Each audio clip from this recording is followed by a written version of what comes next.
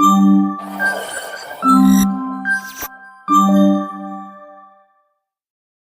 everyone and welcome to our channel.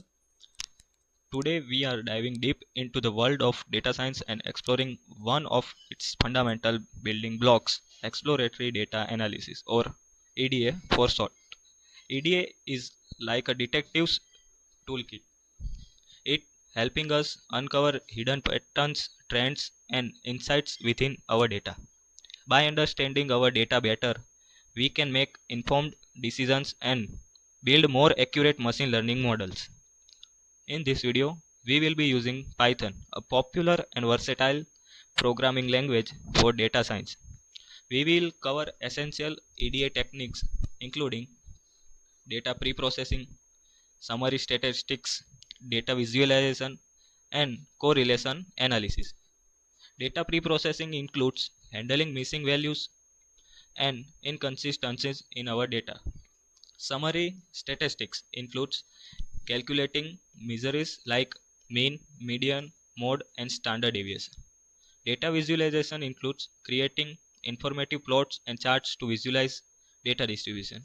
Correlation analysis includes identifying relationships between variables. Whether you are a beginner or an experienced data scientist, this video will provide valuable insights and practical examples. So, let's get started and explore the existing world of EDA in Python. Now, we download our dataset from Kaggle website. That link is provided in description section. Go to the input section and click download icon. I have already downloaded it, so open it and know about our dataset. That is Excel file of our dataset. There are 16 columns. It represents different key features of cars. First, make this dark portion, which includes the brand of the car like BMW and Audi. Model, the specific model, example 1 series, 100 and other like that. Third is year, the year the car was manufactured in which year. D, engine fuel type. Let's be, there are different type of fuel like premium unleaded, regular unleaded and other like that. Third is engine horsepower, like 335 horsepower, 300, it means integer data type. Engine cylinders, how many cylinders are in that use in car, 6, 4 and other etc. Transmission type, manual, automatic, it is a number of type of transmission.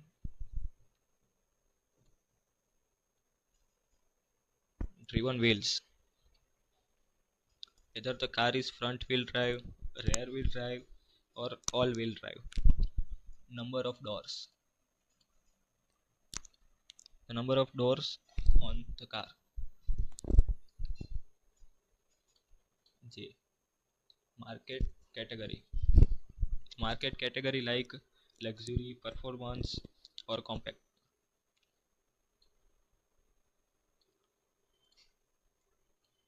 Vehicle size, the type of vehicle, sedan, coupe, convertible, compact and other. We open the CSV file in VS Code. For that, the copy that file and drag here like this.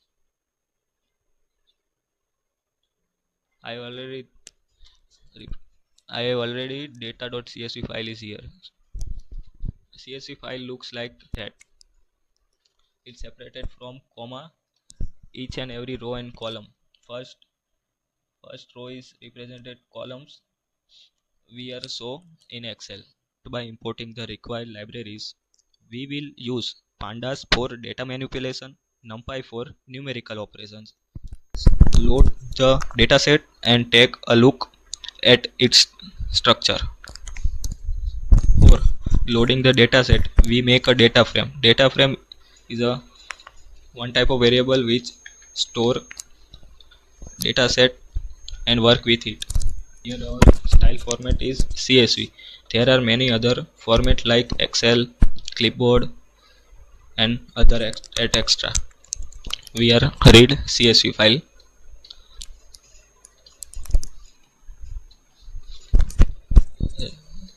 Write our file name.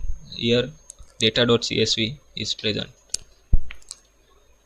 Now print it and know about our dataset. We saw in Excel file there are 11914 rows and 16 columns are there. Now I explain the head, tail and info function which are commonly used for exploratory data analysis. It's display the first few rows of a data frame. The syntax is df.head and n in the bracket. Here df is represent data frame variable. Whatever you give the name of your data frame, write there. N is optional parameter specifying the number of rows to display. It is default value 5. Now we apply head here. Dot head. Here we show 5 row are print from 0 to 4. If we print more, then number is given in bracket. Now 10 number of rows are print here. Also other tail function is in Python, which is display the last few rows of the data frame. Syntax is same as head. Dot tail. It is print last 5 rows. If we want to print more, then the number is given in bracket. Now 10 number of rows are print. Whatever number you enter, it print.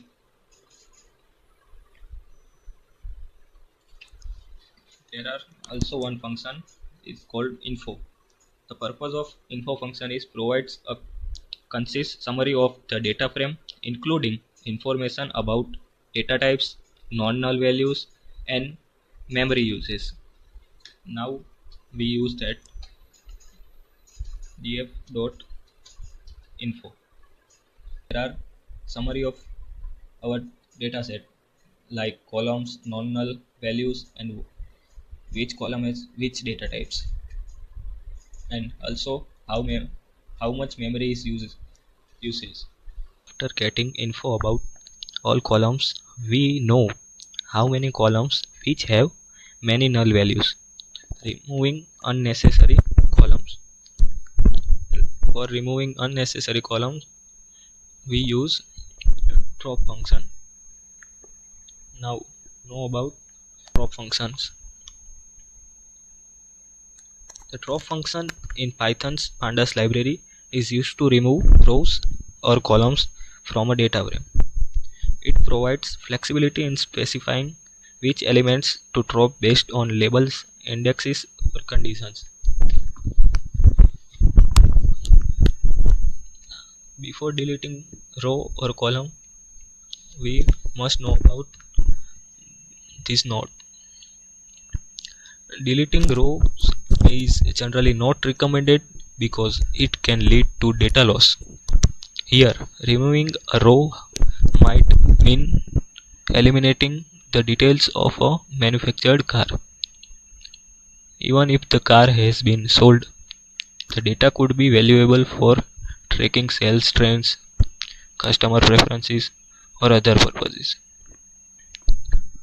So that we analyze and know which columns are unnecessary.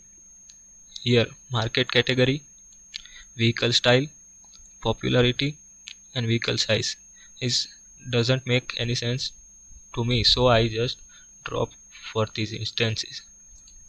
You check other and also drop or not that columns. It may vary. Write a code for drop columns.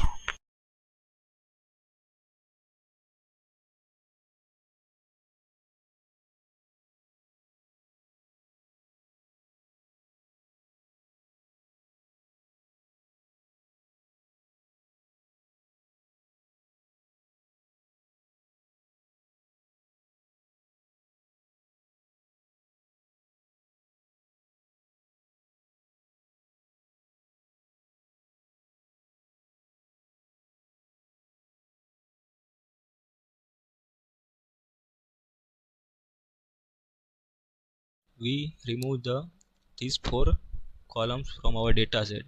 Code is successfully executed, but when we try to run code twice, it throws the error because our original data frame is changed when first time the code is run. So that we now run all the cell and make a duplicate copy in df2. So it runs every. Here 11 columns are there. Original dataset has 16 columns. After removing these 4 columns, we get 11 columns. Video, we have embarked on a journey of exploratory data analysis. We have learned essential techniques to understand, clean, and explore our data. We started by using the head tail function to get a glimpse of our data structure. The info function provided valuable insights into data types, non-null values, and memory usage. We also delved into data cleaning and pre-processing using the drop function to remove unwanted rows or columns.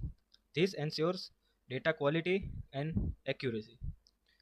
We also use further function like lock, ilock, describe for EDA. Throughout the video, we have explored various EDA techniques including data visualization and aggregation. By mastering these EDA concepts, you are well equipped to explore and understand your data effectively. Remember, EDA is an iterative process, so don't hesitate to experiment and refine your analysis. Thank you for watching. If you found this video helpful, please like, subscribe and share it with your friends. See you in the next video where we will dive deeper into specific EDA techniques.